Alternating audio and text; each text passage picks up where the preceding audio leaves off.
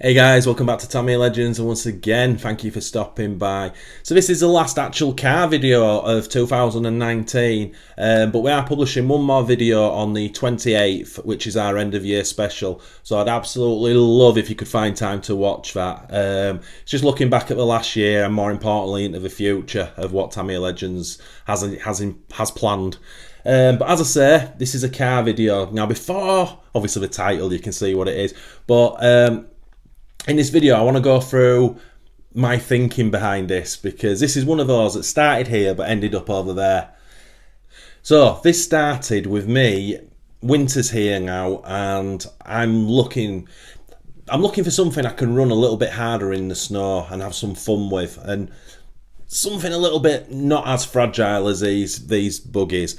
So I had a look around thinking what I could do. Last year I did the lunchbox for the same thing, and we had great fun with it. So this year it took me ages to figure out what I wanted, but I settled with this bad boy. So as you all probably know, this is the Tamiya Mad Bull, part number 58205, and this was released in December 97. Very, very, very cheap and cheerful kit. It's the last of the Hoppers DTO1 chassis. So my plan was, let's run this pretty hard, stick a decent brushless system in it and have some fun 2S and 3S on it. So that's where I got to. I've got to be honest, I'm not a lover of the box art on this. I actually really like the decals, but I think the decals on the black Grasshopper 2 shell don't work for me, I've got to be honest, and it's very rare that I say that about a Tamiya car, as you know. So the plan was to do this shell in like a white finish, like maybe even a pearl white finish, and use the Mad Bull decals. I thought that'd look pretty cool. So that's where I kind of settled at. So I got one on order, jumped straight on eBay, got one. These are cheap as well. I mean, they're not, obviously it's not an egress, is it? But, I picked this up, shipped for, what was it? I've got about £90 in it, brand new, speed controller and motor with it. You know what I mean? That's awesome. And these are great fun straight out of the box. They're an odd looking thing. This one always made me laugh, because what was the first car on this chassis? I believe it was, in fact, I've written it on the back, the Rookie Rabbit was the first DTO1, I believe, and that was released in December 91. Now, if you don't know the Rookie Rabbit, here's a picture of it. So as you can see, the Rookie Rabbit was the first DTO1, and it was the first one to use that new shell, and I really like that shell. So you'll definitely know that shell from the Fighter Buggy RX, and that was in October 96. So I was looking at the years there. You had the Rookie Rabbit in 91, and then there was nothing. Now the Rookie Rabbit was a very special kit, because it was built as a ready-to-run car with ad-spec radio gear, CPI unit in there, and they're pretty rare now to find. I love the look of a Rookie Rabbit, and this is where this project took a turn for me, because I started looking at it, and I thought a Rookie Rabbit body or a Fighter Buggy RX body on here is going to look cool. But then I seen this picture. Now, as you can see, they've painted those wheels pink, and that is absolutely banging with those pink decals. So I had a look at that, and I thought, right, that's the project I want to do. I want to have that exact look, but I want it on the Mad Bull chassis. So what I just need to add is, when I bought that, I also ordered full ball bearing set for it, and also oil damp shocks.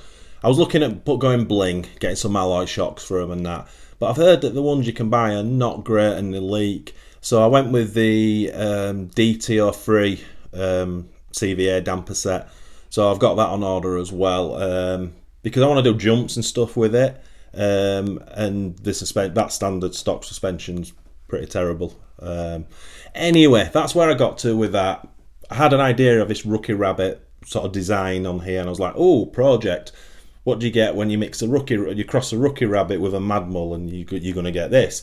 So then I had to find a body shell. Now, Rookie Rabbits are rarer than rocking horse poo. They do come up now and again, but it's quite rare, and they do go for decent money if in good nick, if he's got the box and everything and the radio gear, working CPI unit and what have you. Anyway, obviously I went down the fighting buggy route, fighter buggy RX. Before I show you it, there's a little bit of a story behind this. So I've been looking on eBay for one. Now the galling thing for me is, and this is how my memory works with the fighter buggy RX, I need to say that correctly, I've always remembered that as a cheap buggy that I never wanted back in the day. I say back in the day, you know, we're in the 90s now, but it was just something that never, I would have gone for a grasshopper or a hornet before that.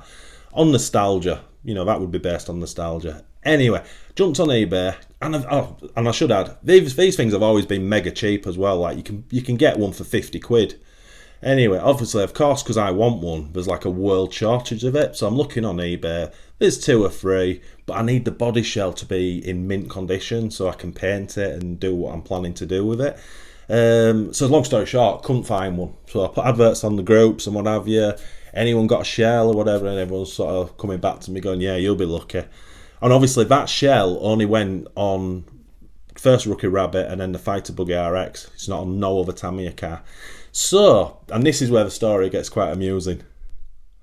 So I'd given up, basically. I knew one would come up on eBay eventually, and obviously I'd put my feelers out on the groups or whatever. So I sat down, stuck a bit of YouTube on, and Nordic RC pops up. And guess what car he's looking at? Fighter Buggy RX. So I'm watching this, and I'm kind of laughing at myself, thinking, I want one of them. So if you don't know Michael's channel, please check it out. I'll put a link in the description. Awesome content and a really lovely guy. So anyway, I'm watching his video, watched it to the end, and he's found a mint one. But in his video, he's telling the story of that he'd been looking for one for ages, and his buddy Derek from Holling Hill RC, this channel, again, I'll put a link in the description. Please show some RC love and go check out Derek's channel as well. Derek had managed to get him one, and they did this. He did him a favour and what have you, and he got Michael it. So after I'd seen this, I just commented under Michael's video, and I was like, I desperately need one of those body shells, and I can't find one. If you ever come across one, just please let me know. And that was it. So I went away, forgot about it. About an hour later, I get a notification that someone's replied to it. So I think it was Michael actually, and he just said, yeah, will do, no problems. And then Derek, you know, who I didn't know at the time, Holling Hill RC, comes under the comment, Glenn, if you want one, here's a link. And he starts sending me a couple of links. Now, for some reason, my eBay over here wasn't picking these links up from my eBay wasn't picking these ads up in the UK. So I'm clicking on them, and for these fighter buggies, and they're really good prices and whatever. So I start messaging. So massive thank you out to Derek as well, really appreciated. So he actually found me the one I'm about to show you. But there's another thank you to give. So the guy, I got in contact with the guy in eBay, said, look, I'm over in Canada, can you ship it? I'll pay the shipping. And he did. Loads of people don't want to ship out of UK or ship abroad. And I get really frustrated with it because I just don't understand why. If you're the seller, just insure it, charge a full price for it, you've got nothing to lose. It's crazy. Anyway, sorry for a little rant. So the guy wouldn't do it, so I had to go back, and I was actually speaking to Tony, who's an admin on Tamiya Legends Facebook group. And I just messaged him, do us a massive favour, will you buy this car for me? And then when it's sent to you, send it to me. So he agreed. So a massive shout out to Tony Madden as well for doing that. So we got this bad boy. You don't want to see the box, do you? Put this out of the way. Ta-da! Look at it. It's definitely not an egress, is it? But it's in absolute superb nick. I'm just going back to what I've just said. It just really makes me giggle how this car got to me.